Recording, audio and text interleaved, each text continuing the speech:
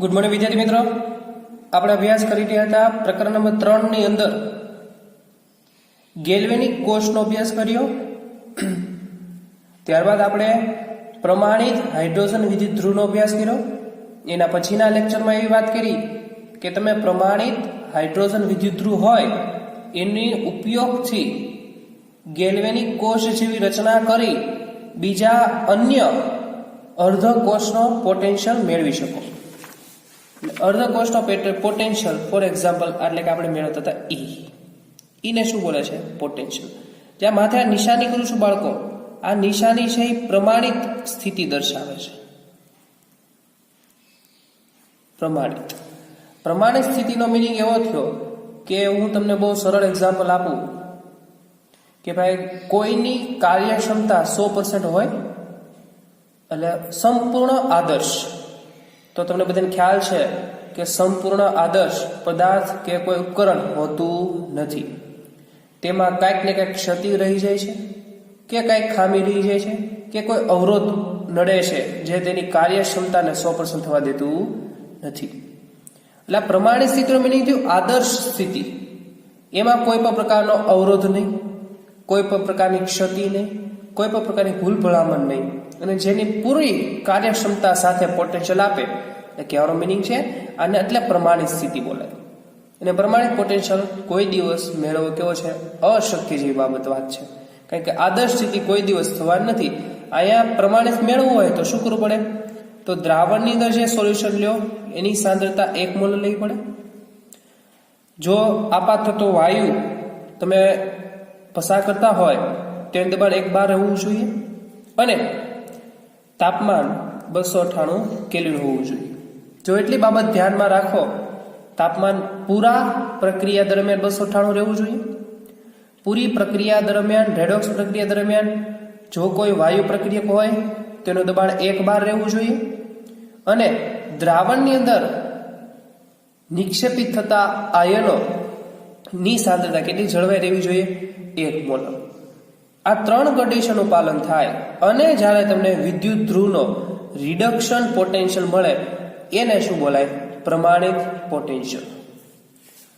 આપણને ખબર છે પ્રમાણિત પોટેન્શિયલ મેળવવો અશક્ય છે. આપણને મળે શું?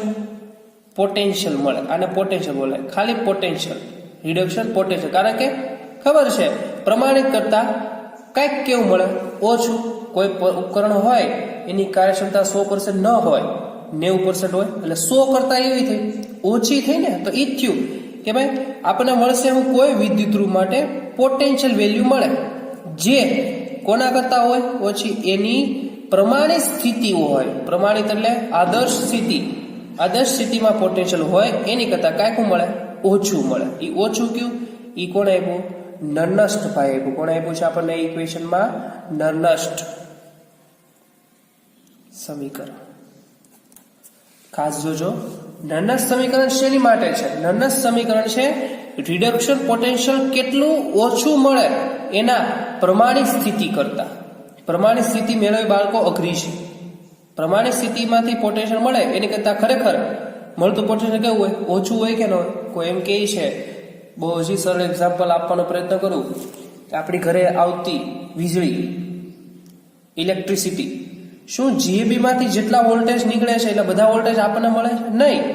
ત્યાંથી લઈને આપણા ઘર સુધી ઘણી જગ્યાએથી વાયર દ્વારા અવરોધ ઉત્પન્ન થવાના દ્વારા એવું થઈ જાય, અમુક એનર્જી શું થઈ જતી હોય? લોસ થઈ જતી હોય છે. થતી હોય ને. સામાન્ય વસ્તુ છે. બહુ સિમ્પલ વાત યાદ રાખવાની, કોઈ પણ પદાર્થ હોય, કોઈ પણ તત્વ હોય, કોઈ પણ ઉપકરણ હોય, એની કાર્યક્ષમતા કોઈ દિવસ 100% હોતી નથી. એની 100% એટલે આદર્શ સ્થિતિ બોલે. આદર્શ સ્થિતિ હોય, આદર્શ કન્ડિશન્સ હોય તો એની કાર્યક્ષમતા 100% હોય, પણ કોઈ દિવસ પોસિબલ બનતું નથી. એમ અહીંયા પણ એવું જ થાય છે. કોઈ અર્ધકોષ છે, એનો તમારે પોટેન્શિયલ જોઈએ છે, તો પ્રમાણિત સ્થિતિ કરતા એનો પોટેન્શિયલ હંમેશા તમને શું મળે? ઓછો મળે. એટલે આપણે શું બોલીએ? પોટેન્શિયલ. આ પોટેન્શિયલ હંમેશા કોઈના કરતા ઓછો મળે? એની પ્રમાણિત સ્થિતિમાં મળતા પોટેન્શિયલ કરતા ઓછો મળે. હું એમ કહું કોઈ મારી પાસે કોષ છે એનો ખરેખર પોટેન્શિયલ છે એમ કહું કે 0.40 પ્રમાણિત સ્થિતિમાં, તો આ પોટેન્શિયલ કેવો થયો? પ્રમાણિત પોટેન્શિયલ. પણ ખરેખર પોટેન્શિયલ મળતો કેટલો છે 0.40 કરતા કેવો મળતો છે ઓછો મળતો છે સમથિંગ 38 છે 36 છે પૂરેપૂરો કોઈ દિવસ મળે નહીં આ તો પ્રમાણિત સ્થિતિ છે ને હા આપણે આ ચેપ્ટરમાં આપણને બધાય કોષ આપ્યા કેવા છે પ્રમાણિત સ્થિતિ કારણ કે એ પ્રાયોગિક પરિણામોના આધીન પોટેન્શિયોમીટરની મદદથી ગોતેલા છે એટલે બાકી આનો ગણતરી કરવા જાવ તો આપણે કમ્પ્લીટલી પ્રમાણિત સ્થિતિમાં મળતા નથી ગણતરીમાં આપણે પ્રમાણિત જ લેશું કારણ કે આપણને ઈએમએફ શ્રેણી આપેલી છે એટલા પણ હવે મારો કહેવાનો મિનિંગ એવો છે આપણે જે ટોપિક અભ્યાસ કરવાનો છે એ છે વિદ્યુત ધ્રુવનું પોટેન્શિયલ વેલ્યુ પ્રમાણિતતા કેવી છે ઓછી એની માટે નર્નસ્ટભાઈએ એક સમીકરણ રચ્યું એ સમીકરણનો આપણે અભ્યાસ કરવાનો છે તો એ સમીકરણનો અભ્યાસ કરીએ તો હંમેશા આ જે ઈ લઈએ છે ને ઈ આમ લખે ખબર હોય તો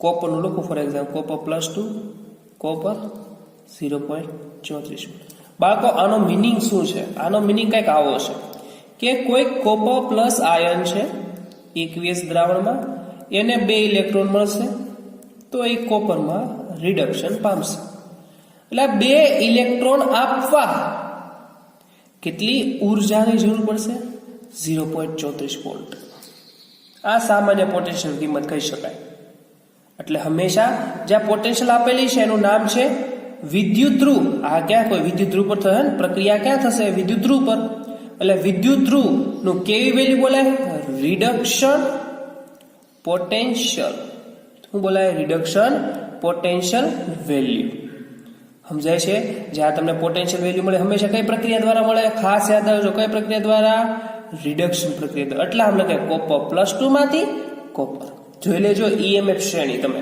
એમાં એ જશે રિડક્શન ની રિએક્શન્સ જ આપી છે એટલે અહીંયા નર્નસ્ટ એક સમીકરણ આપ્યું કોઈ દ્રાવણની અંદર M+ આયન હાજર છે કોઈ ભી હોય ને આપણે મેટલ કોઈ ભી લીધે મેં હમણાં કોપરનું એક્ઝામ્પલ લીધું પણ નર્નસ્ટ તો બધા માટે આપે છે એટલે શું કીધું કોઈ દ્રાવણની અંદર Mn+ આયન હાજર છે તો એને કેટલા ઇલેક્ટ્રોનનું રિડક્શન કરવું પડશે n ઇલેક્ટ્રોનનું રિડક્શન કરવું પડશે તો m બનશે અને ની સોલિડ અવસ્થા થશે બરોબર છે બાળકો આની માટે નર્નસ્ટ સમીકરણ શું આપ્યું કે આ પ્રક્રિયા દરમિયાન ઉદ્ભવ થતો પોટેન્શિયલ એટલે E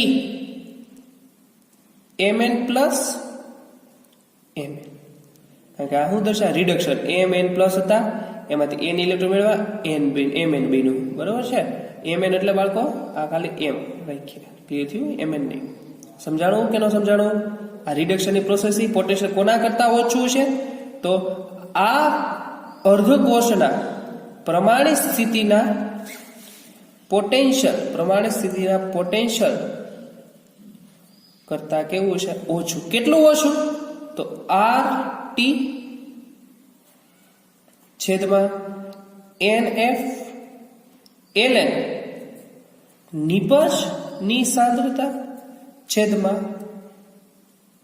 પ્રક્રિયકની સાંદ્રતા કહેવાનો મિનિંગ છે પોટેન્શિયલ વેલ્યુ કેટલી ઓછી છે આ અર્ધકોષની રિડક્શન પોટેન્શિયલ કેટલી ઓછી છે તો કે આ અર્ધકોષના પ્રમાણિત પોટેન્શિયલ ના કરતા R એટલે રીડબય અચળાંક છે જેની કિંમત તમારે લેવાની છે 8.314 ત્યારબાદ T છે 298 કેલ્વિન તાપમાન અને F છે એ કોષ દરમિયાન પસાર થતો વિદ્યુત પ્રવાહ ફેરાડેમાં જેની કિંમત આપણે લેવાની છે 96487 કુલમ પ્રતિ મોલ એ જ રીતે n છે એ રિડક્શન પામતા ઇલેક્ટ્રોનની સંખ્યા અહીંયા જેટલા ઇલેક્ટ્રોન રિડક્શન થાય એની કિંમત અહીં મૂકવાની હમણાં મેં ઉદાહરણ આપ્યું તેમાં કોપર 2 ઇલેક્ટ્રોન મેળવતું હતું તો કેટલા લખવાના 2 સમજાઈ ગયું ln અહીંયા કોની સાંદ્રતા આવશે નિપજની સાંદ્રતા અને પ્રક્રિયકની સાંદ્રતા આપણને ખબર છે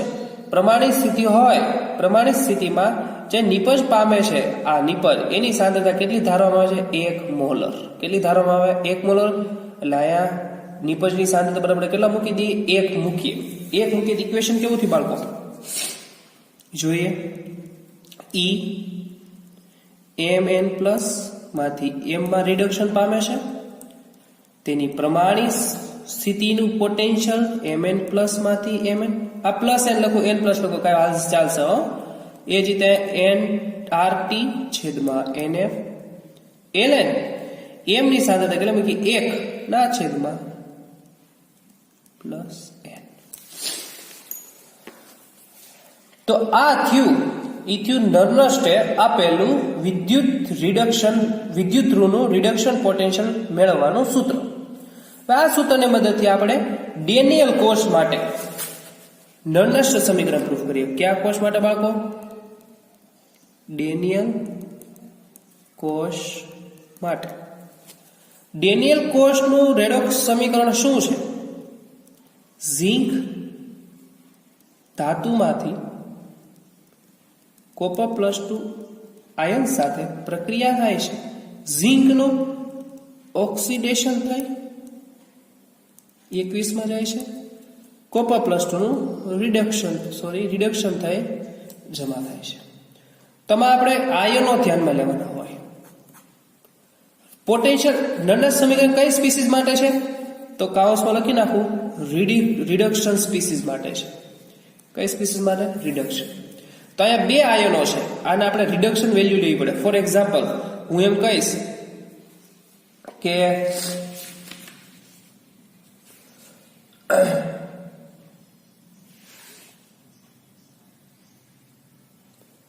ઝિંક ધાતુ અથવા કોપર પહેલા લઈ લઈએ, અથવા ઝિંક લઈએ, કોઈ બી લો ચાલશે. આપણે ખાસ જોવાનું છે રિડક્શન માટે વેલ્યુ લેવી પડે, એટલે રિએક્શનમાં આવું યાદ રાખવું પડે, ઝિંક ધાતુ +2 છે, 2 ઇલેક્ટ્રોન મેળવવા છે, તો એ ઝિંકમાં રૂપાંતર પામશે. હા કે ના? તો આની માટે આવું સમીકરણ બનાવો તો બાળકો કેવું સમીકરણ થશે? સમીકરણ કે આવું થશે ને કે પોટેન્શિયલ વેલ્યુ વિદ્યુત ઋણ પોટેન્શિયલ કોની? ઝિંક +2 માંથી ઝિંક બરાબર પ્રમાણિત સ્થિતિમાં ઝિંક +2 ની ઝિંક માઇનસ RT. બાળકો n બરાબર શું મૂકશો? 2f ln. આની સાંદ્રતા તો કેવી થઈ જશે? 1 મોલર, એટલે 1 ના છેદમાં કોની સાંદ્રતા? પ્રક્રિયક એટલે કે ઝિંક +2 ની સાંદ્રતા. બરોબર છે? ત્યારબાદ આપણે આ *1 *2 માં બીજો આયન કોણ છે? આ ગેલ્વેનિક કોષની અંદર કોપર +2. કોપર +2 2 ઇલેક્ટ્રોન મેળવશે, કોપર બનશે. આની માટે નર્નસ્ટ સમીકરણ તારો તો બાળકો કઈ રીતે બનશે?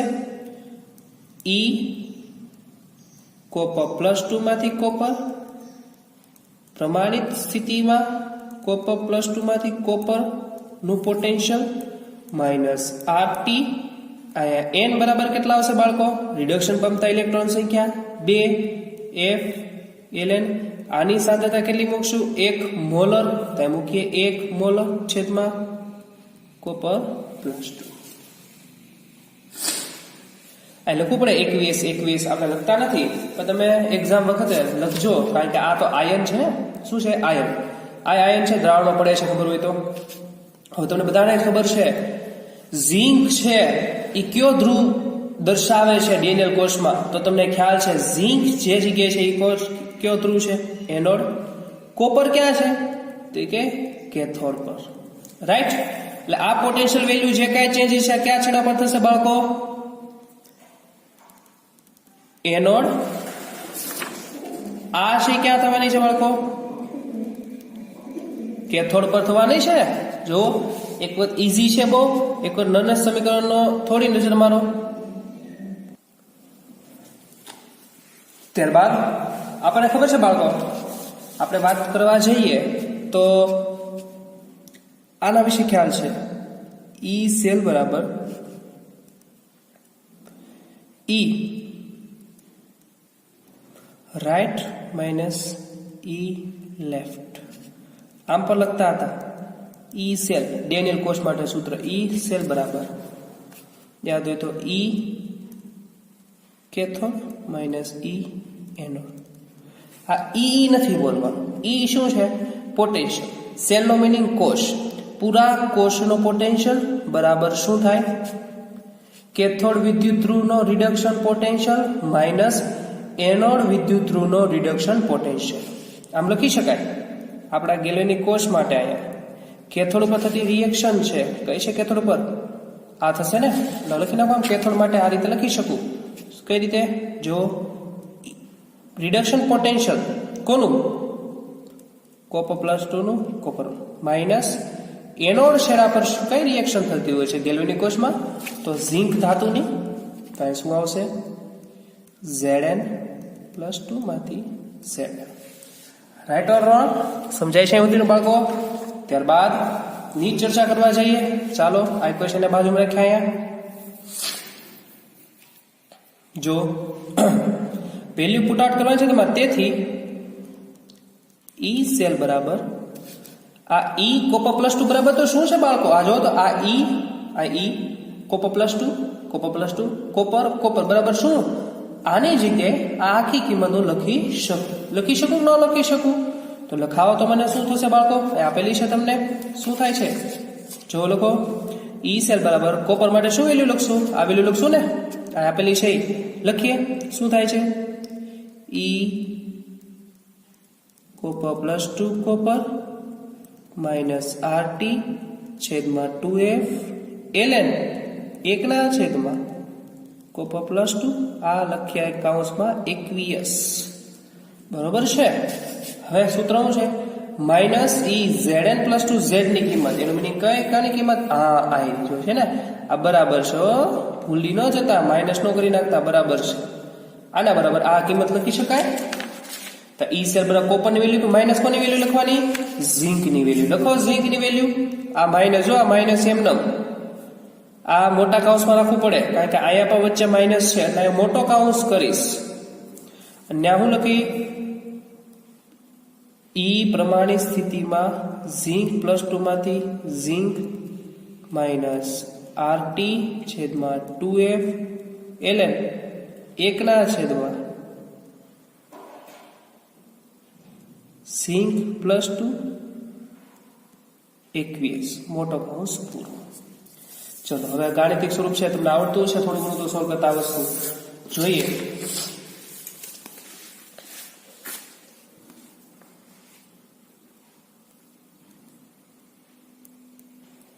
તેથી ઈ સેલ બરાબર શું થા માઇનસ ચિહ્ન પેલા અંદર આ પેલા તો એમને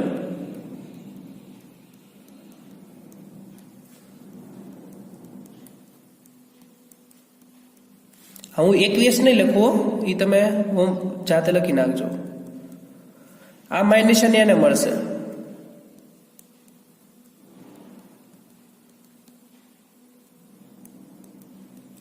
માઇનસ આ માઇનસ અંદર ઇન્વોલ્વ કરો માઇનસ પ્લસ RT છેદમાં 2F ln 1 ઝિંક +2 તમારે 21 લખવાનું છે હું લખતો નથી પણ તમારે ત્યાં લખવાનું છે સમજાઈ ગયું સુધીનું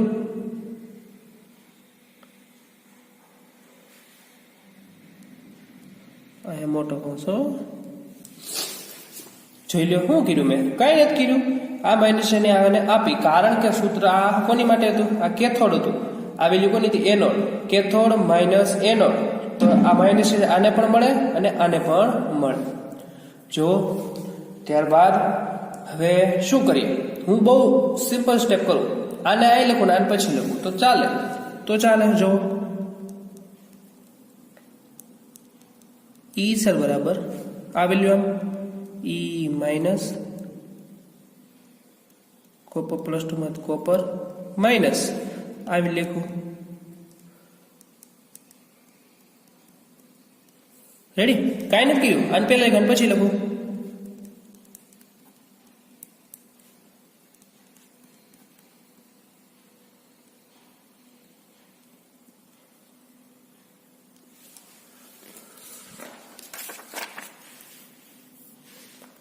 આ વેલ્યુ પ્લસ છે નીચે દર્શાવી દો બાળકો ખાસ જોજો આ વેલ્યુ પ્લસમાં છે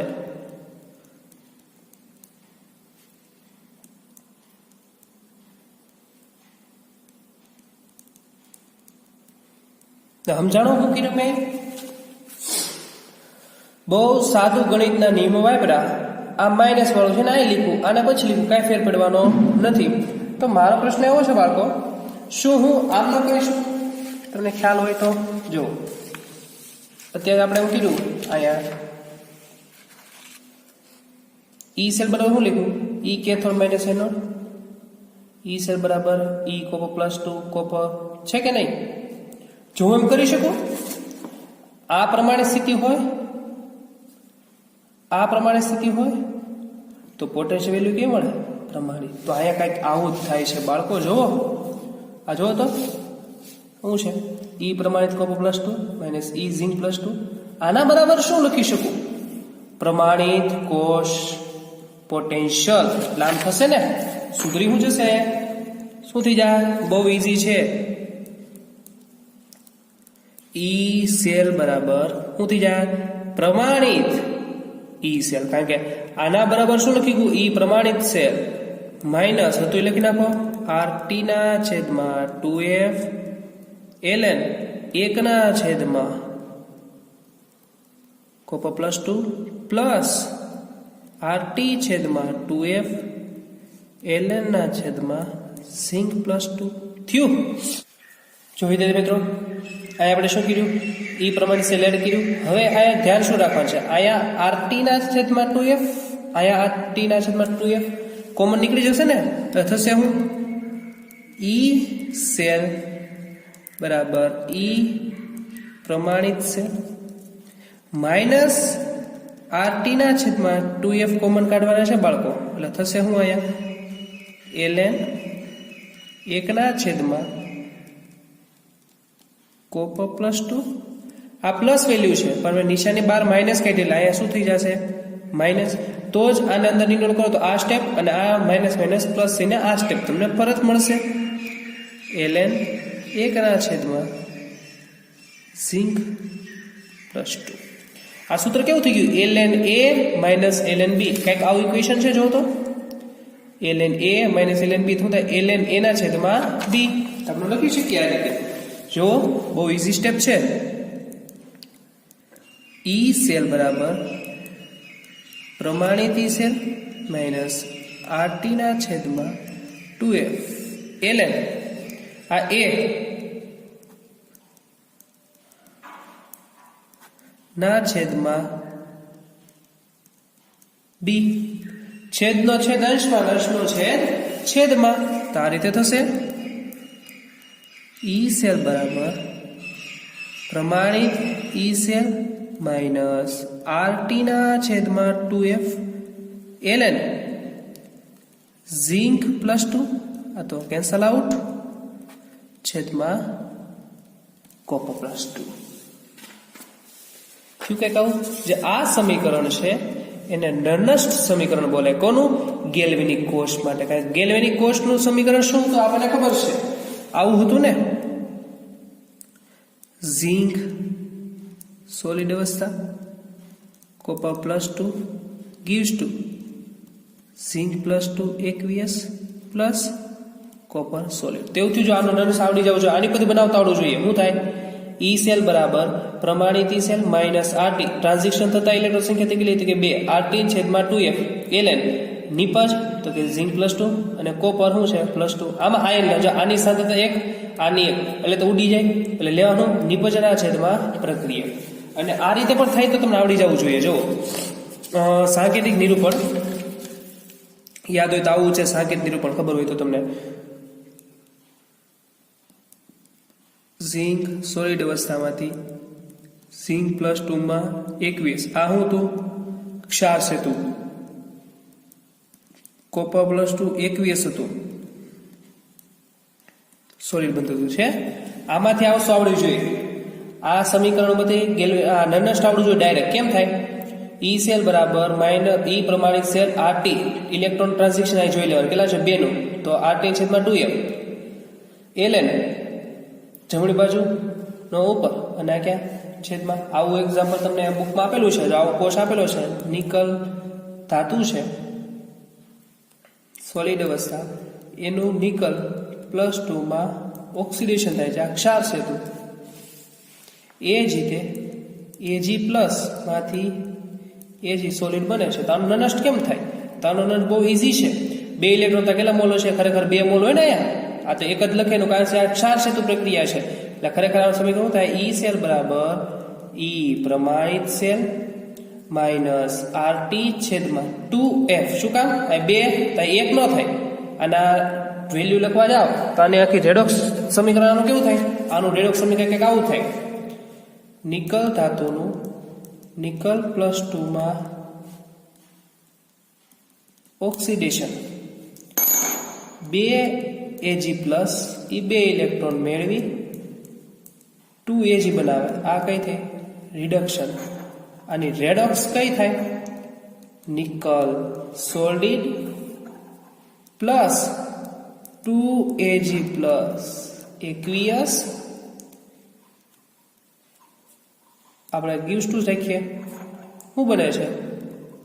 nickel +2 aqueous plus 2 Ag solid. તો થઈ ગયું. આ ક્યાં આવશે? અંશમાં ક્યાં આવશે? છેદમાં. તો નંબર સમીકરણ શું થયું? ln નિકલ +2 છેદમાં Ag પ્લસ અને 2 શું કામ અંશમાં ગયા? કારણ કે આ 2 ક્યાં છે? તત્વ એકબીજું ગુણાકાર. તત્વ એક ગુણાકાર ક્યાં જાય? અંશમાં જાય. સમજાણું બાળકો અહીં સુધીનું કે ન સમજાણું? અને ખાસ હજી એક સ્ટેપ કહી દો તમને, અને હજી શોર્ટ કરી નાખીએ બધા જ માટે. ઈ સેલ બરાબર આવું થાય. ઈ પ્રમાણિત સેલ.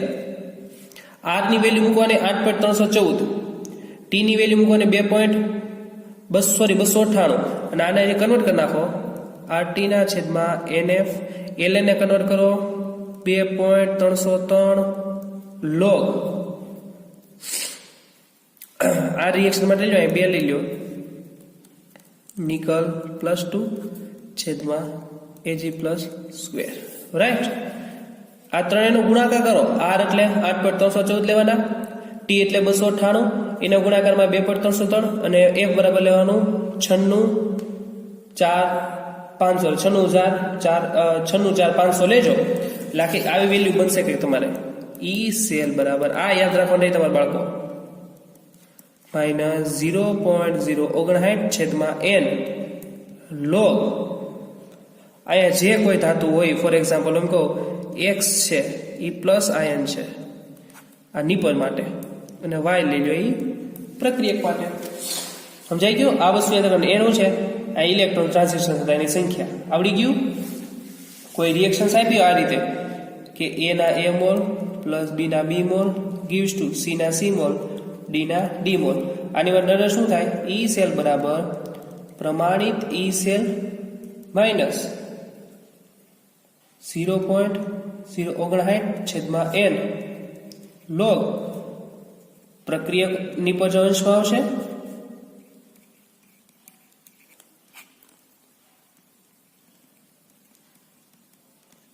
આ તમને ગયા ઉષ્માગતિશાસ્ત્રમાં આ થયું નનસ્ટ સમીકરણ. નનસ્ટ સમીકરણ તમારે ક્યાં સુધી યાદ રાખવાનું છે? ખાસ બાળકો જો અહીં સુધી. આ બિંદુ નનસ્ટ સમીકરણ કોની માટે છે? ગેલ્વેનિક કોષ. આની વેલ્યુ જો, આને જે એક સ્ટેપ ભૂલી ગયા આપણે, આને સ્ટેપમાં જે આગળ કન્વર્ટ કરી નાખીએ તમને ઈઝી પડશે. આ રીતે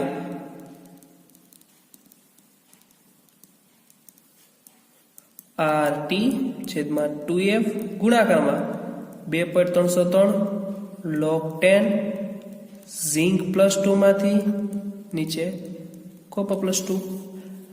R ની વેલ્યુ 8.314, T ની વેલ્યુ 298 ગુણ્યા 2.303 ભાગ્યા 96,500. રેડી? 96 શું કરવાના? 500. એ ખરેખર વેલ્યુ છે 96,487 એમ. ગણતરી પ્રમાણે કેટલી વેલ્યુ લેવાની? 96,500 લેવાના. કેટલા લેવાના? 96,500. એટલે તમને વેલ્યુ મળશે કંઈક આવી.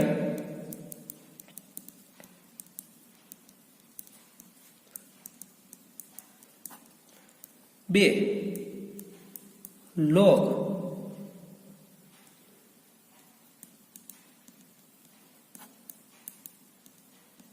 આ થઈ ગયું ગેલ્વેનિક કોષનું નનસ્ટ સમીકરણ.